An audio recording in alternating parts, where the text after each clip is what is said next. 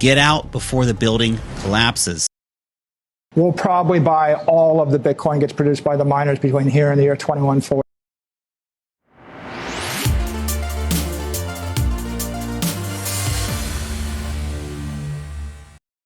From the Satoshi-Side studio, this is Shootin the Shit. I'm Damien. I'm Andy. And we're just two guys sitting around a table talking about Bitcoin. Welcome back to BimbleBit. We're going to lock ourselves in at our time chain calendar blockchain height at 951,049. And of course, that information and so much more available at timechaincalendar.com. TC and the boys did a really great job of the site. So utilize it, especially if you're in Bitcoin. Absolutely. Absolutely. So Elon and SpaceX are talking unrealized gains. Yeah, and President Trump is trying to push Bitcoin into the old mortgage housing market. That and more coming up. 64. Beautiful morning out here. Whoa, got something big on the other line. Come on, stay on there. That's a heavy one. Easy, easy. Got it. Bitcoin. If it was only that easy. Elon Musk's SpaceX has seen roughly $789 million in unrealized gains since purchasing their Bitcoin, and they still haven't sold a single Satoshi. A true hodler. Right? Right. You know? It's exactly. That's just what they've made. 3 digits in the millions. Exactly. Yeah. Okay. Exactly. So Bitcoin is entering the housing market in the U.S., and the Trump administration is pushing our friends Fannie Mae and Freddie Mac, who I believe are the biggest. They are the gods of mortgages in the U.S. Yes. Yeah. So they are encouraging them to consider Bitcoin and crypto holdings in a mortgage bank assessment without making people cash in their Bitcoin for fiat crap. That's right. Sorry, fiat dollars. So that's great. It is exactly that. And you don't have to give up your Bitcoin to do it. Right. You can use it as collateral. That's right. Yeah. Quite something. Quite something. Yeah. And now we've got over 190 public companies now hold more than 1.2 million Bitcoin. I mean, that's almost 6% of the entire Bitcoin supply.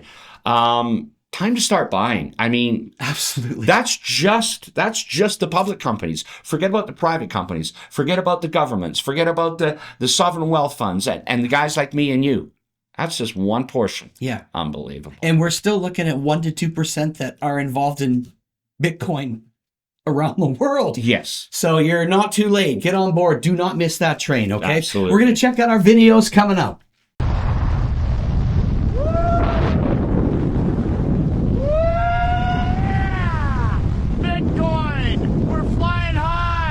So Damien, my buddy Lark Davis, I've been watching this guy on YouTube for years. I love this guy. And he says Bitcoin's not an investment. It's a fire escape. Check out this clip.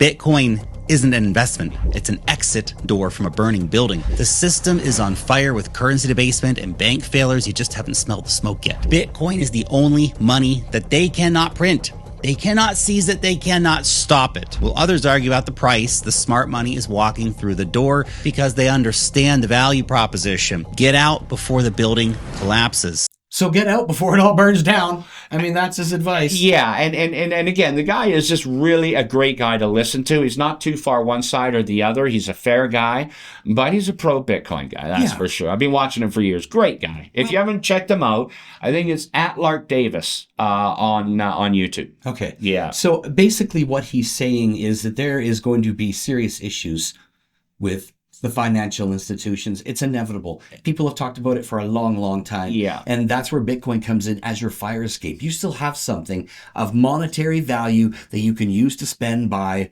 if and when the time comes. Absolutely. And not only that makes you a ton of money. And we do have some trouble coming with the economy. We do. I mean, clearly things are not so wonderful right now. Yeah. So Michael Saylor of Strategy B, he is now in the lead for owning the most Bitcoin as an entity.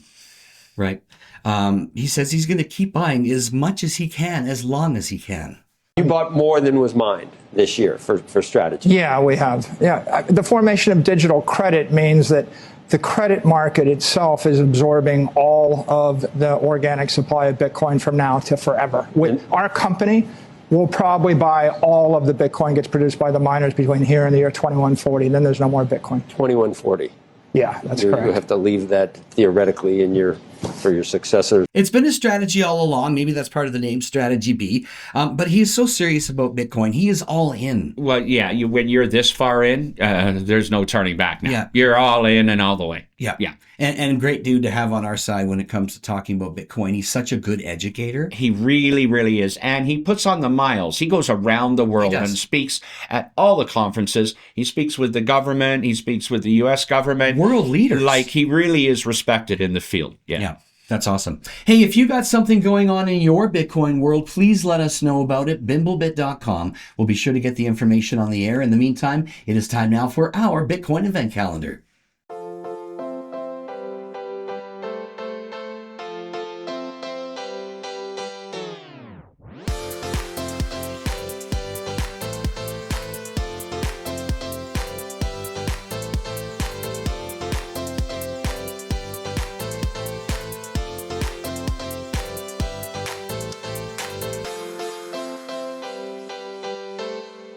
Satoshi Quotes, Episode 4. Lost coins only make everyone else's coins worth slightly more. Think of it as a donation to everyone.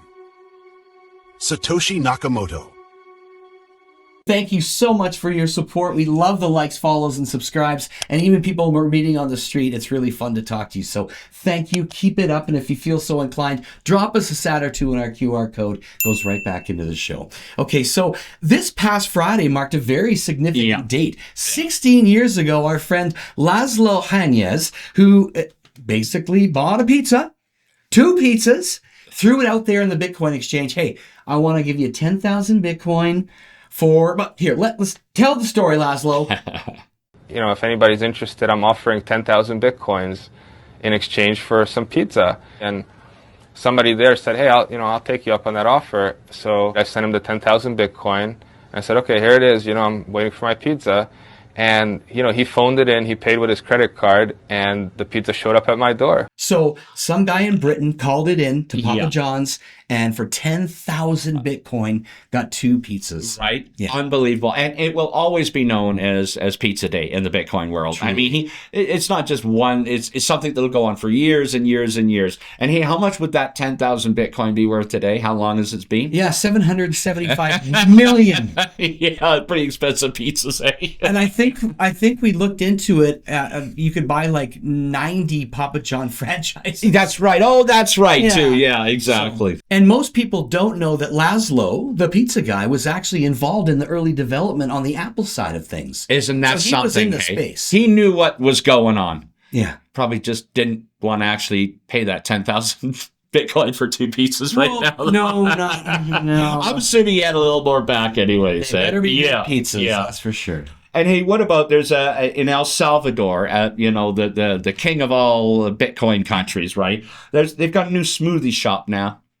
Yeah, accepting Bitcoin. Of course, you gotta love it. It's across the board there now, and they've done some cool stuff with their passports, new cool things in the airport, the giant Bitcoin. So El Salvador really stepping up. I think I saw that they now have 7,661 Bitcoin.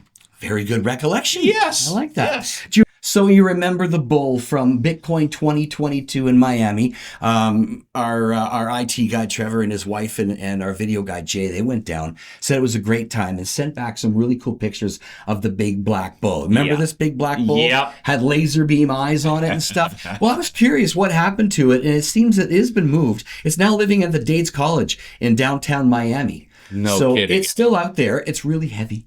And that ain't no bull. Yeah, that was just a little side note. A little something. Any last minutes there, Andy? There was. Another one just popped up today, and we've talked about this several times on our last few shows. Another Satoshi-Era wallet. Whale. Moved. A whale, yeah. That's 4 or 5 in 2 weeks. Yeah, and so this girl entity moved 2,650 Bitcoin for $203 million.